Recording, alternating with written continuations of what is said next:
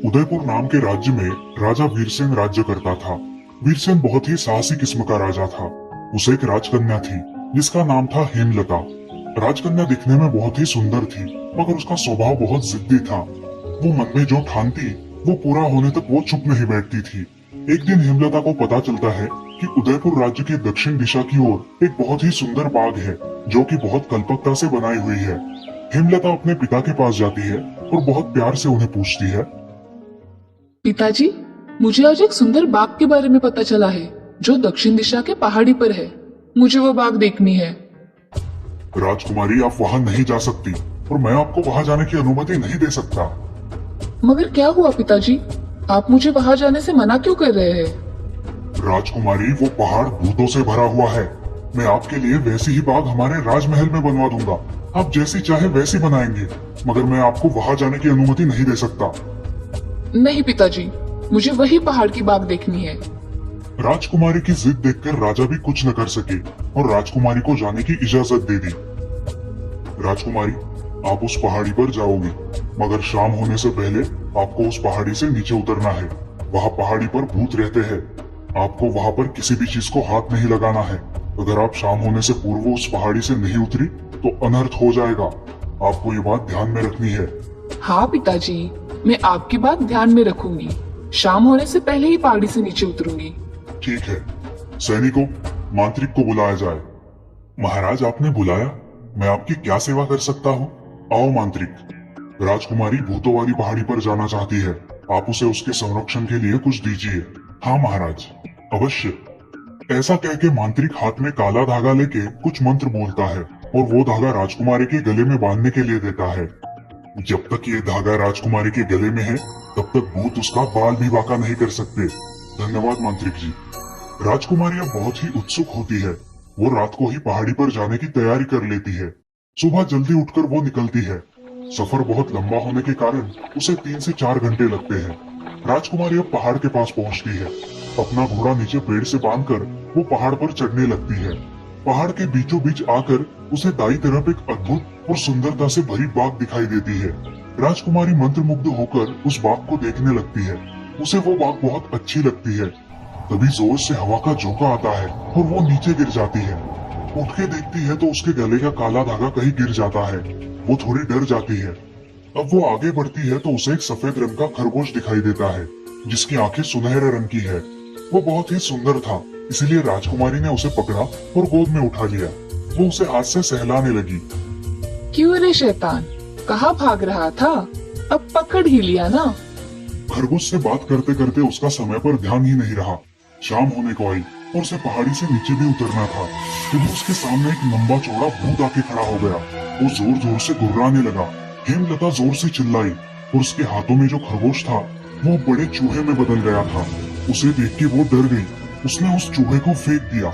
भूत को देख के वो बेहोश हो गई और जब होश आया तो वो एक अंधेरी गुफा में कैद थी। वहाँ कोई नहीं था। वो जोर जोर से रोने लगी और उसके पिताजी की बात ना मानने पर पछतावा करने लगी। वहाँ दूसरी ओर महाराज चिंता में डूब गए। शाम हो गई मगर राजकुमारी अब तक महल नहीं लौटी थी। दूसरा दिन निकलता है, फिर भी राजकुमारी का कोई पता नहीं होता। तभी महाराज अपने कुछ विशेष सैनिकों को राजकुमारी की खोज में भेजते हैं। सैनिक उस पहाड़ी के पास जाते हैं मगर उनमें से कोई भी पहाड़ पर जाने की हिम्मत नहीं करता। राजकुमारी वहाँ ना दिखने की वजह से हताश होकर वो राज्य में लौट आते हैं। राजा उन्हें खाली हाथ आते देख बहुत विचलित होता है और एक फरमान निकालता है। जो भी राजकुमारी को ढूंढ के लाएगा उसे उदयपुर का आधा राज्य दिया जाएगा। ये फरमान सारे गांव में भेजा जाता है मगर जो भी पहाड़ के पास जाता वो निराश होकर लौट आता था। उधर राजकुमारी अपने पिताजी की और राजकुमार सारंग की याद निकालकर रो रही थी। राजकुमार सारंग दूसरे राज्य का राजकुमार था। दोनों भी एक दूसरे को बहुत पसंद करते थे। गुफा में राजकुमारी को रोता देख वहाँ एक बूढ़ा खरगोश आता है। राजकुमारी, रोइए मत, कुछ भी नहीं होगा और यहाँ से भागने की कोशिश भी मत करना वरना भूत तुम्हें मार डालेगा। यह बात सुनकर राजकुमारी डर जाती है और किसी के आने का इंतजार करने लगती है। अब राजकुमार सारंग भी राजकुमारी की तलाश में पहाड़ी पर चला जाता है मगर वो भी वापस नहीं आता। ये सब देखकर महाराज चिंतित और दुखी हो जाते हैं। रानी तो ये खबर सुन के अन्न त्याग कर देती है। एक दिन चित्रवीर नाम का एक नौजवान लड़का महल में आता है और महाराज से कहता है, महाराज, मैं उस भूतिया पहाड़ी पर जाकर राजकुमारी को खोजना चाहता हूँ, अगर आपकी आज्ञा हो तो। ये सब सुनकर महाराज प्रसन्न हो जाते हैं और उसे जाने की आज्ञा देते हैं। चित्रवीर उस पहाड़ी के पास आता है। उसे कुछ भी समझ नहीं आता कि राजकुमारी को भूतों से कैसे छुड़ाए। वो सोच में पड़ जाता है। तभी उसे एक पेड़ के नीचे राजकुमारी और राजकुमार का घोड़ा पेड़ से बंधा हुआ दिखाई देता है। वहीं पास वाली शिला पर एक साधु ध्यान में मग्न होते हैं। चित्रवीर वहां जाकर उनके सामने हाथ जोड़ के बैठता है। साधु आंखें खोलते हैं। प्रणाम बाबा, मुझे इस पहाड़ी पर जो राजकुमारी कैद है उसे छुड़ाना है। अगर आप मेरी कुछ सहायता कर सके तो बहुत कृपा होगी। अच्छा तो ये बात है, मैं सारी बात समझ गया हूँ। तुम ऐसा करो, पहाड़ पर चढ़ते हुए जाओ। पहाड़ी के बीचों बीच जो सुंदर बाग दिखाई देगी वो मन को बहुत लुभाने वाली होगी। तुम्हें वहां नहीं जाना है। उसी रास्ते से आगे चल के भूतों की गुफा के पास तुम्हें जाना है।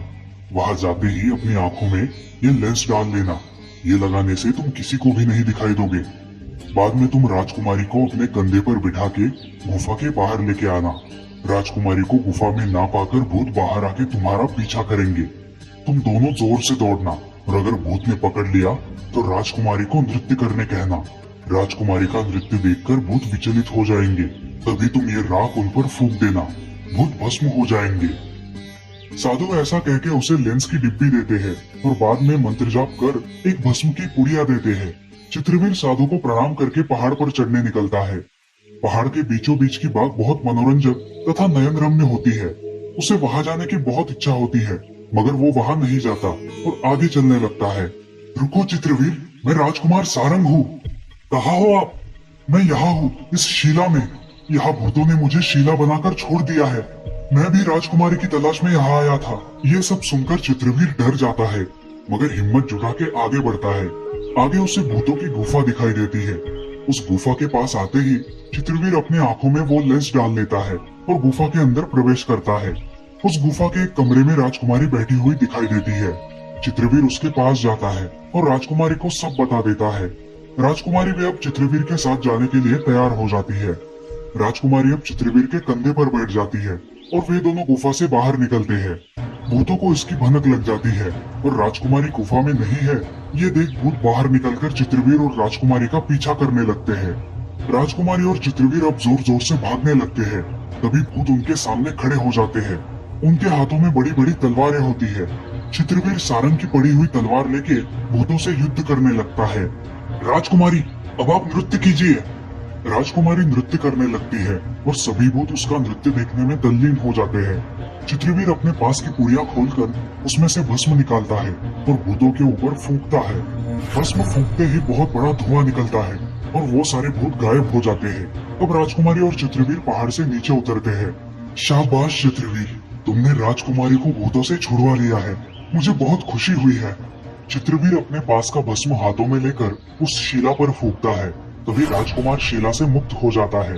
अब वे तीनों पहाड़ से नीचे आते हैं और साधु को धन्यवाद देते हैं। चित्रवीर वह भस्म साधु को वापस कर देता है और उनका आशीर्वाद लेकर वहां से निकलता है। अब तीनों राज्य में पहुंच जाते हैं।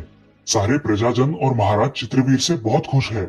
चित्रवीर, तुमने तुम्हारा वचन पूरा किया, हम बहुत खुश है। मांगो, क्या मांगना चाहते हो? महाराज, राजकुमार सारंग और राजकुमारी हेमलता का विवाह कर दिया जाए। वे एक दूसरे को बेहद पसंद करते हैं। चित्रवीर को दक्षिण का आधा राज्य दिया जाएगा। आज से दक्षिण उदयपुर का राजा चित्रवीर है।